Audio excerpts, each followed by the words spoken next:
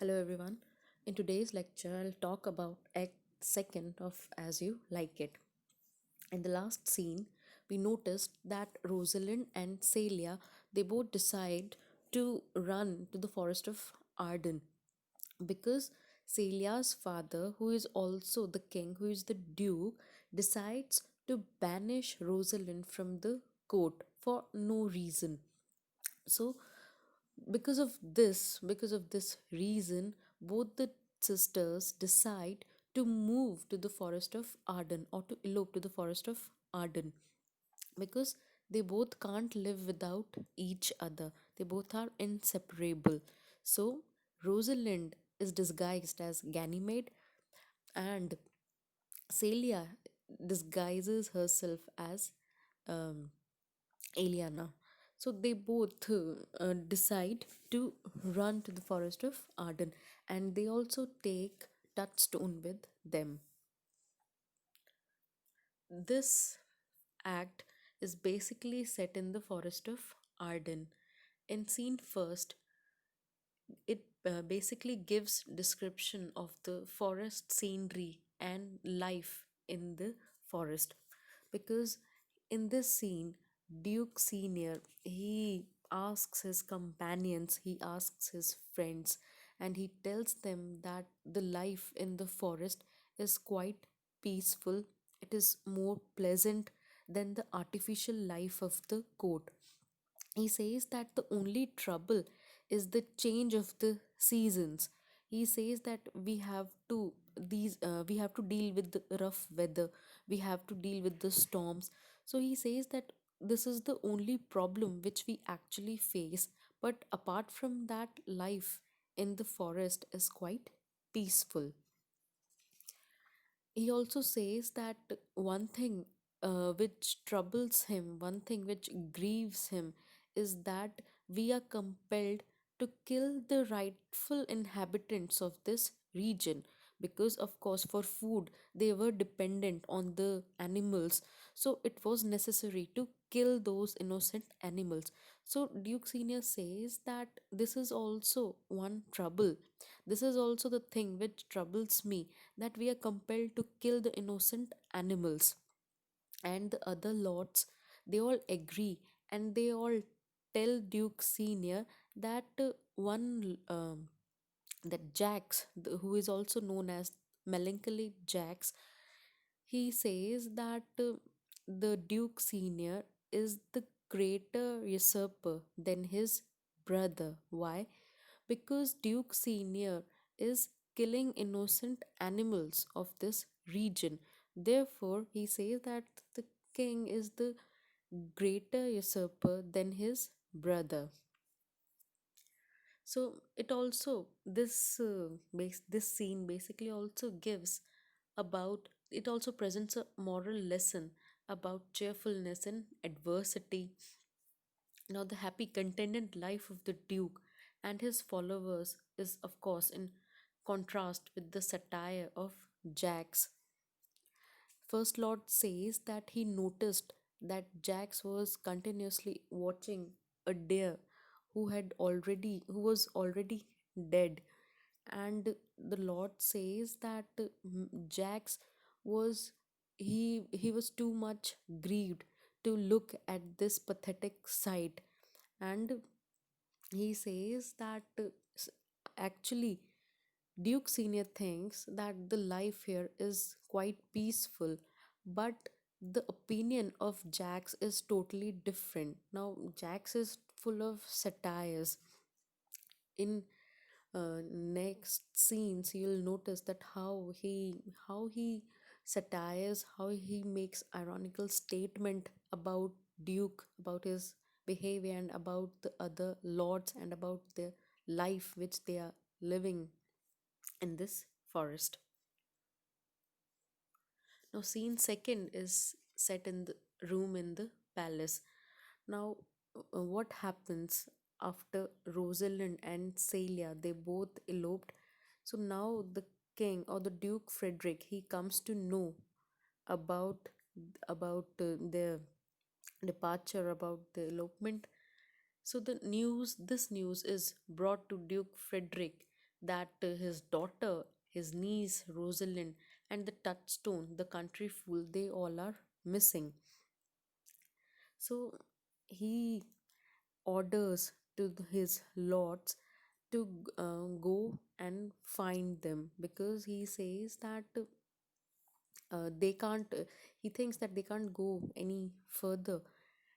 And one of the lords says that their attendant, the girl's attendant, her name was Hesperia. So Hesperia told that the both the girls, they were discussing about the man who defeated the Charles the wrestler. So second lord insists that maybe the girls, wherever the girls are, or he says that maybe the girls have gone to Orlando. So Duke Frederick actually says that, or he orders to his um, to his following lords that they must go to Orlando's brother and bring him immediately, so that the girls could be found. Now, scene third is set in front of Oliver's house. Now, what happens is that Orlando has already won the match, and Adam here, he says he's full of, you could say, Adam totally says that he was not happy by his master's uh, achievement. And why was that? Because Adam knew that that Oliver is not at all happy with his younger brother's performance. And Adam says that why you are so good, why you are so tender hearted. And he says that you can't live in this house anymore, because this house has become a slaughterhouse for you, because your own brother wants to kill you.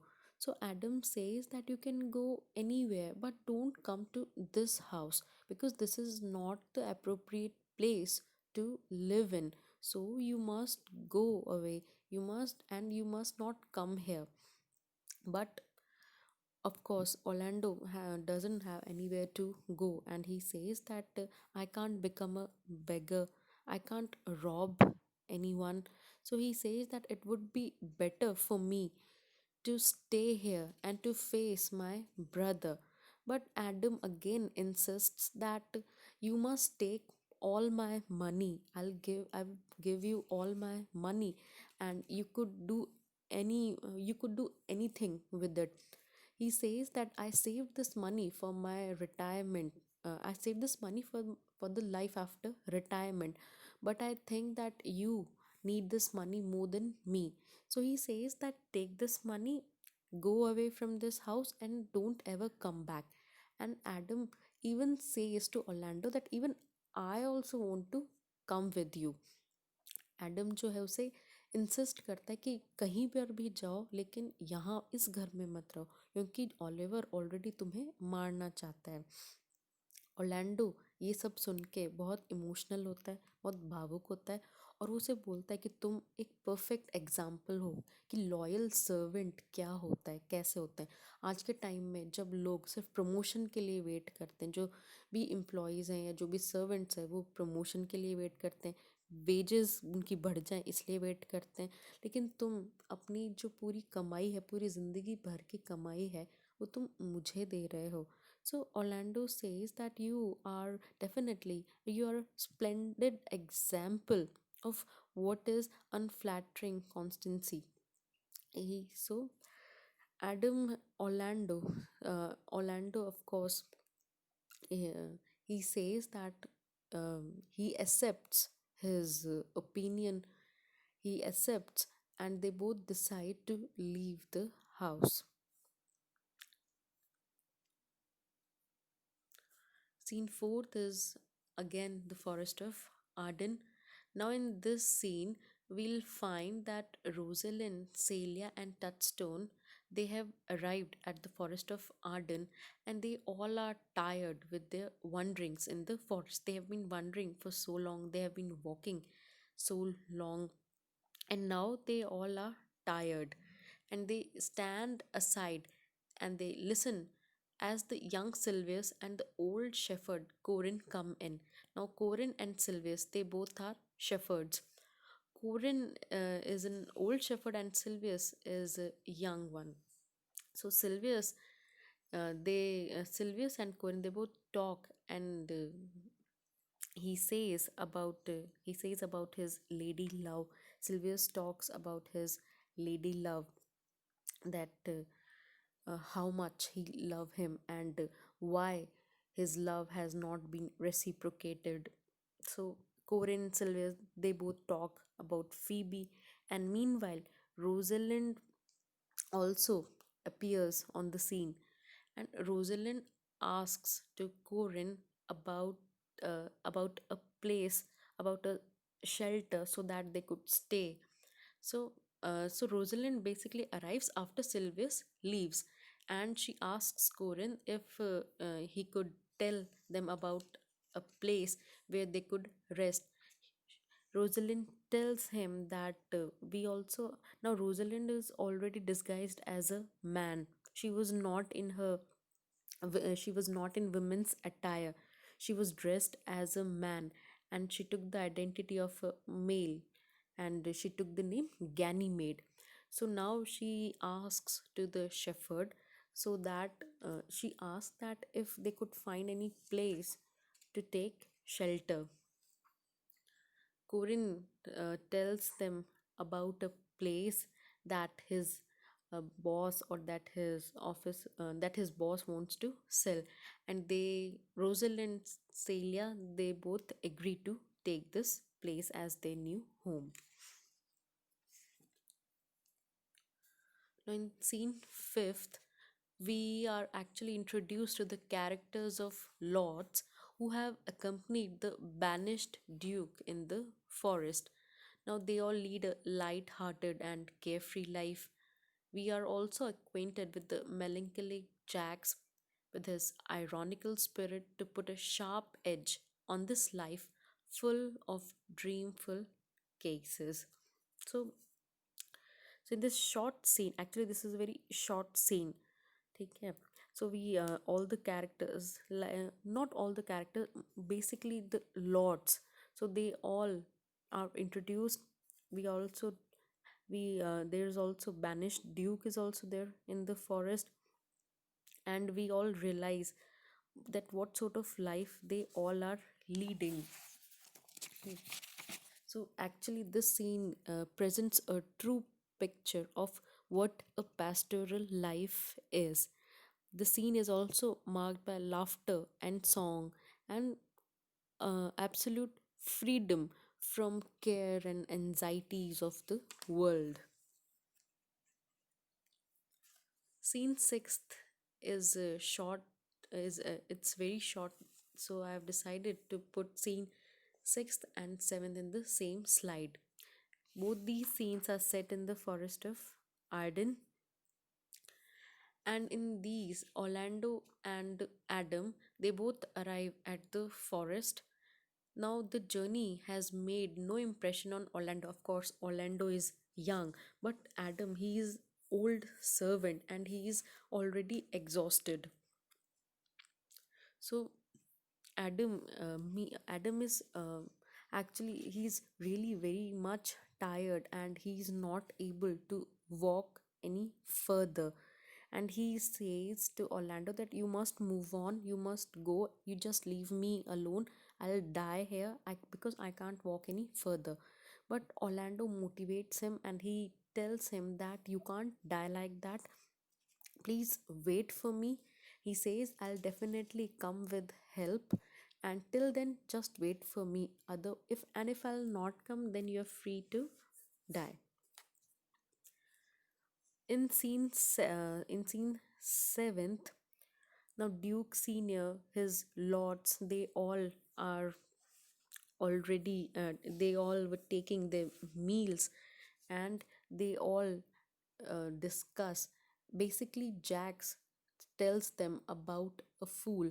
Now, maybe Jax has met Touchstone, and Jax tells everyone about this, about duty, about about what impressions he had meeting this jester Touchstone. And Jack says that even I want to be, I want to become a jester, because a jester or a clown has full license of speech. He could utter any word. He's as free as the wind. So Jack says that even I want this privilege so that I could say anything to anyone. So they all were talking, and eventually Orlando enters in the scene, and he enters with his sword drawn, and he orders everyone to stop eating. Maybe Orlando thought that in this forest everyone was maybe they all were savages, so he thought that it would be better to keep his sword drawn, and he orders them to give him some food. But when he notices that here, Duke Senior, the lords, they are already treating him properly, they are treating him well, then he apologizes for his behavior. He says that I don't, that I was not aware of your kind behavior. I thought that maybe the dwellers in these wilds, maybe they all were rough and lawless. That's why I pretended to be like that.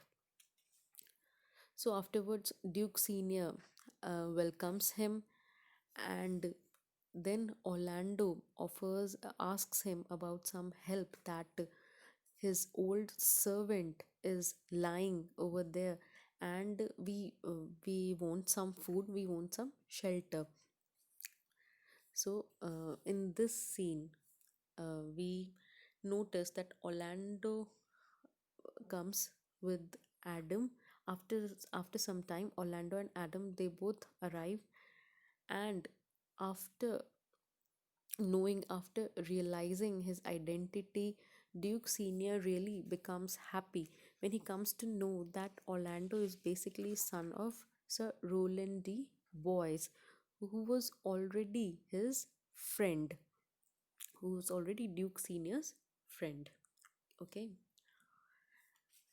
I think it's clear to you. That's all for today. Thank you.